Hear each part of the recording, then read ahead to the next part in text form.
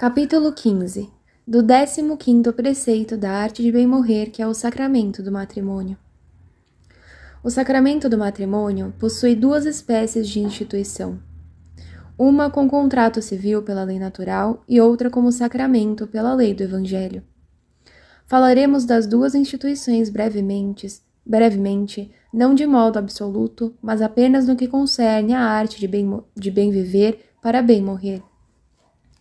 A primeira instituição foi feita por Deus no paraíso terrestre por meio das seguintes palavras: Não é bom que o homem esteja só.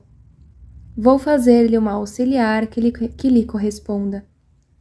Tais palavras não podem ser compreendidas corretamente se não forem referidas à ajuda e ao auxílio na propagação e educação de sua linhagem.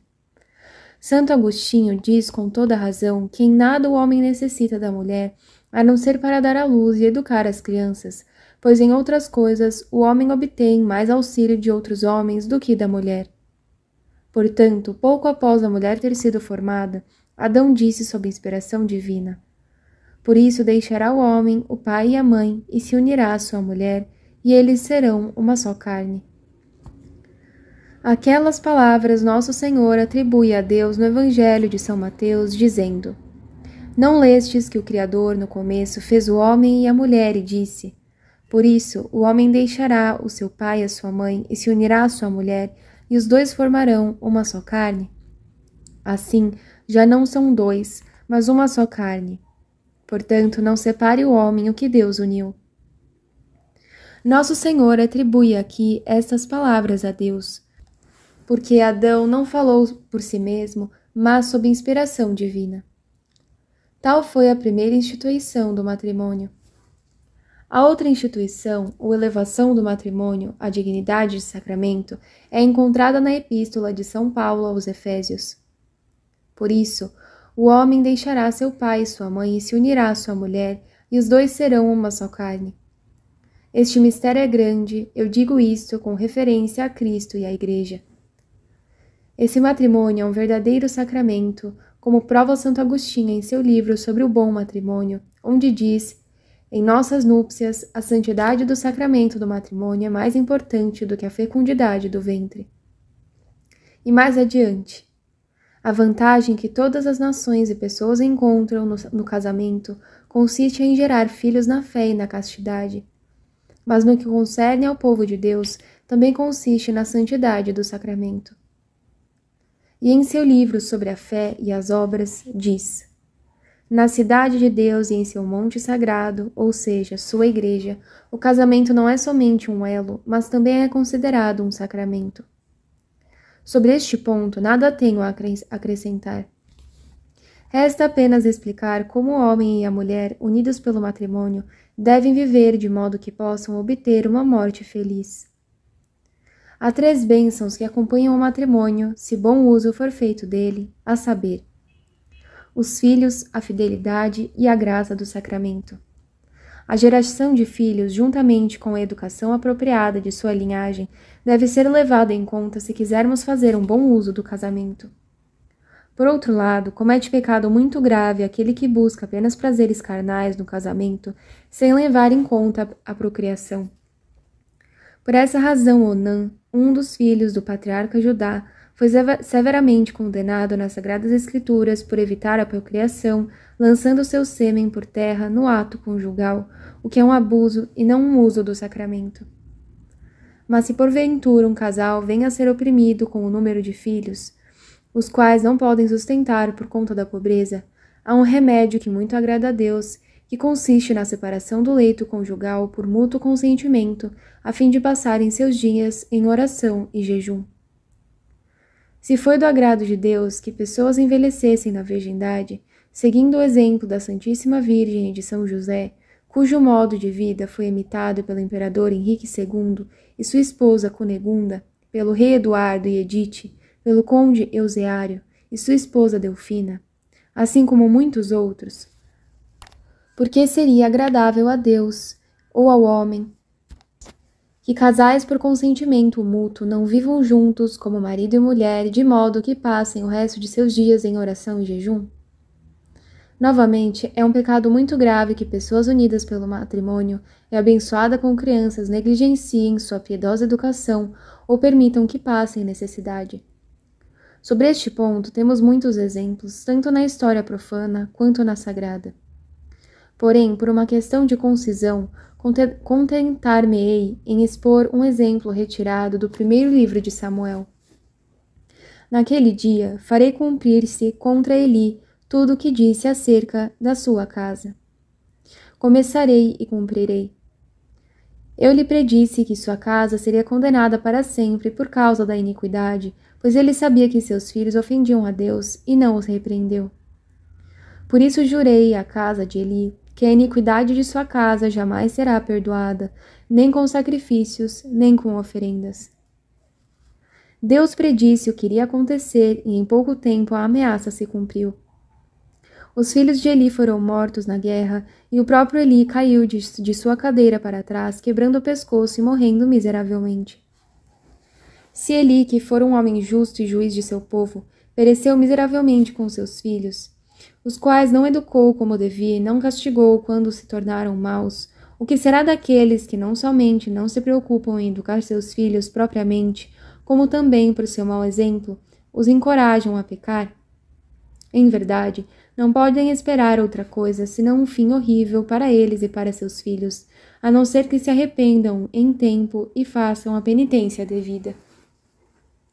A outra bênção que pertence ao matrimônio é a fé e a fidelidade, segundo o qual os casados devem saber que seus corpos não lhes pertencem, mas ao seu cônjuge. Portanto, um não pode negar seu dever conjugal ao outro, assim como não pode consentir seu corpo a outro que não seja seu cônjuge, de quem o anel que lhe foi dado é o signo. Essa doutrina é apresentada explicitamente por São Paulo na primeira epístola aos Coríntios, onde diz: cumpra o marido seu dever conjugal para com a esposa, e a esposa do mesmo modo para com o marido. Não é a mulher que dispõe de seu corpo, mas o seu marido. Do mesmo modo, não é o marido que dispõe de seu corpo, mas a sua mulher. Não vos recuseis um ao outro, a não ser de comum acordo e por algum tempo, para vos entregardes à oração. Essa é a doutrina do apóstolo, a qual deve ser observada pelos casados cristãos se quiserem morrer bem. Pois se forem adúlteros e o delito for público, a justiça facilmente se encarregará de puni-los. Os seus parentes e pessoas próximas farão o possível para salvar sua honra. Mas para aqueles que são adúlteros em segredo, os quais são em grande número, nosso justo juiz, Deus nosso Senhor, a cujos olhos nada se oculta, condená-los-á, sem dúvida, ao suplício das penas eternas. O terceiro bem que acompanha o matrimônio, que é o mais nobre e precioso, é a graça do sacramento infundida por Deus nos corações dos bem-casados, ou seja, dos indivíduos que estavam em boa disposição para o matrimônio e o celebram de modo correto e apropriado. Esta graça, para não mencionar as outras bênçãos trazidas por ela, auxilia de um modo maravilhoso a produzir amor e paz entre pessoas casadas, ainda que as doenças, as disposições e diferenças de espírito, corpo e temperamento pudessem facilmente levá-los ao divórcio. Mas, sobretudo, a imitação da união de Cristo com a Igreja torna o casamento doce e bem-aventurado, a exemplo do que diz São Paulo na Epístola aos Efésios. Maridos, amai as vossas mulheres como Cristo também amou a Igreja e se entregou por ela, a fim de santificar pela palavra aquela que ele purifica pelo banho da água. Pois ele quis apresentá-la a si mesmo toda bela, sem mancha nem ruga, ou qualquer reparo, mas santa e sem defeito. Em outro lugar, o apóstolo exorta as mulheres, dizendo: As mulheres o sejam aos maridos como ao Senhor, pois o marido é a cabeça da mulher, como Cristo também é a cabeça da Igreja, seu corpo, do qual ele é o Salvador. Por outro lado, como a Igreja se submete a Cristo, que as mulheres também se submetam em tudo a seus maridos. Finalmente, o apóstolo conclui: em resumo, o que importa é que cada um de vós ame a sua mulher como a si mesmo, e a mulher respeite o seu marido. Se esta doutrina apostólica for seguida diligentemente, ela fará nossos casamentos abençoados no céu e na terra. Expliquemos brevemente o significado das palavras de São Paulo. Em primeiro lugar, ele exorta os maridos que amem suas esposas como Cristo amou a Igreja. Cristo certamente amou sua Igreja com amor de amizade, não com amor de concupiscência. Ele procurou o bem da Igreja, a utilidade da Igreja, a segurança da Igreja, e não seu próprio benefício e sua própria concupiscência. Portanto, não imita Jesus Cristo, aquele que ama sua esposa cativado por sua beleza exterior, por seu dote ou pelo valor de sua herança, pois assim não estaria amando sua esposa, mas a si mesmo, desejando apenas satisfazer a concupiscência da carne ou a concupiscência dos olhos, que em outros termos se chama avareza. Salomão, que era sábio no início, terminou seus dias sem sabedoria, pois não amava suas esposas e concubinas com amor de amizade, mas concupiscência, não queria o bem para elas, mas desejava satisfazer sua própria concupiscência carnal. Sua lascívia o cegou de tal maneira ao ponto de não sentir horror ao oferecer sacrifícios a deuses estranhos, com medo de desagradar as suas esposas. É, portanto, evidente que no matrimônio de Jesus Cristo com sua Igreja, ele não procura a si mesmo, ou seja, sua própria utilidade ou prazer, mas o bem para sua esposa, o que fica evidente por estas palavras. Se entregou por ela a fim de santificar pela palavra aquela que ele purifica pelo banho da água. Esta é a verdadeira e perfeita caridade, entregar-se aos tormentos e suplícios pelo bem eterno de sua Igreja. Não somente Cristo amou sua Igreja com amor de amizade, não de concupiscência, como também a amou eternamente e não por um tempo delimitado, assim como jamais abandonou sua natureza humana, também se uniu à sua esposa em um matrimônio indissolúvel. Amo-te com caridade eterna, diz ele pelo profeta Jeremias. Esta é a razão pela qual o casamento é indissolúvel entre os cristãos, porque é um sacramento que significa a união de Cristo com sua Igreja, enquanto entre os pagãos e judeus, o casamento pode ser dissolvido em certas circunstâncias. O mesmo apóstolo ensina posteriormente as mulheres a serem submissas aos seus maridos, assim como a Igreja é submissa a Cristo. Jezabel não observou este preceito. Por querer controlar seu marido, ela se perdeu e perdeu a ele, assim como todos os seus filhos. E quantas não são as mulheres que se esforçam para controlar e comandar seus maridos nos dias de hoje? Talvez a culpa esteja nos próprios homens que não sabem como manter sua autoridade. Sara, a esposa de Abraão, era tão submissa ao seu marido que o chamava meu senhor. Velha como sou, disse ela consigo, conhecerei ainda o amor? E o meu senhor também é já entrado em anos. E São Pedro elogia esta submissão de Sara, dizendo o seguinte: era assim que se adornavam outrora santas mulheres que colocavam sua esperança em Deus. Eram submissas aos seus maridos. Assim Sara obedeceu a Abraão, chamando-o o seu senhor. Pode parecer estranho que os santos apóstolos Pedro e Paulo exortassem continuamente que os maridos amem suas esposas e que as esposas temam aos seus maridos. Porém, se forem submissas aos seus maridos, não deveriam também amá-los? A mulher deve amar seu marido e também ser amada por ele em retorno.